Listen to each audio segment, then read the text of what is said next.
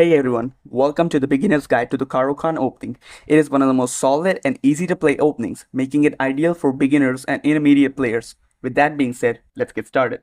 So the Caro-Kann arises after white plays e4, king's pawn opening. Here we play c6, aiming to control the center with d5 supported by pawn. Here white has many options, the most common one being d4, after which we play d5, striking the center. From here, white has several options. Let's look at some of the main variations. First, we have the classical variation where white plays knight c3, putting pressure on the center. We play d takes e4, and after knight takes e4, we attack the knight with bishop f5. And after something like knight to g3, we play bishop g6, sidestepping. We are ready to develop our pieces with moves like knight f6, e6, followed by bishop d6 and short castle. It might look something like this. Let's say white plays knight f3. We play knight f6, and let's say white plays bishop d3 in this position.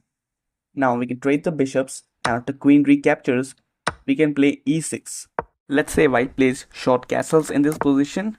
We can play bishop d6, and after something like b3, trying to develop the bishop this way, we can play short castles, and after something like bishop b2, we can play knight bd7.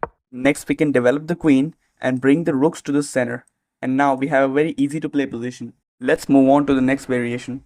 Next we have the advanced variation where white plays e5, trying to grab some central space and aims to cramp black's position. Black typically responds with bishop to f5 followed by e6 to solidify the center. Black can also play c5 in the future to open up the position and develop pieces, which might look something like this. Let's say white plays knight f3 in this position, which is the advanced short variation.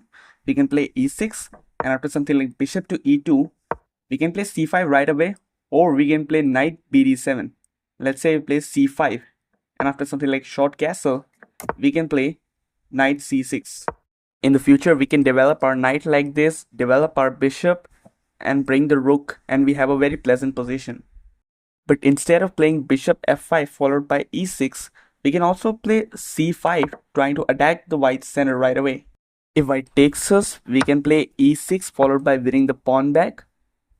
And if white plays c3, we can play knight c6, putting even more pressure.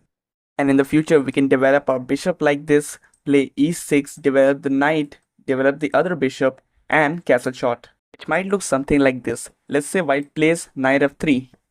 We play bishop f5, although we can also pin this knight. Now, let's say white plays something like bishop e2. Here we play e6, and after something like short castle, we can play knight ge7, and let's say white plays something like bishop e3, we can play knight g6, and after something like knight bd2, we can play bishop e7, and let's say white plays something like rook e1. Here we can castle. Here we have a very easy to play position, and in the future we can take in the center, bring the rook, and also play a move like f6 to break white's pawn structure. Let's move on to the next variation. Next we have the exchange variation where white takes the pawn, we take back, and now white has a couple of options. White can play knight f3 and c3 followed by bishop d3 and short castles, which looks something like this. Let's say white plays knight f3, we play knight c6. Let's say white plays c3. Here we can either play bishop f5 or bishop g4, both of them are good. Let's say we play bishop g4. Here white plays bishop d3, and after something like e6 or knight f6, let's say we play knight f6, white plays short castles. Next we can play e6 followed by bishop d6, and we have a pretty decent position. Another option white has is the pan-off variation where after e takes d5, c takes d5, white plays c4, attacking the center right away. Against the pan-off, I highly recommend you to play g6 followed by bishop g7. In the future, you can play knight f6 followed by e6 and short castle. If white takes your pawn right away, you don't take back. Instead, you play knight f6, attacking the pawn, and you're eventually gonna win the pawn back. Whereas if you had taken with the queen, white would have attacked your queen. Let's move on to the next variation. When playing the Caro, you can also face other moves such as knight to c3. Now against knight to c3, you can play d5, and now white has the option to turn this back into a classical variation, or white can play knight f3, which is the two knights attack.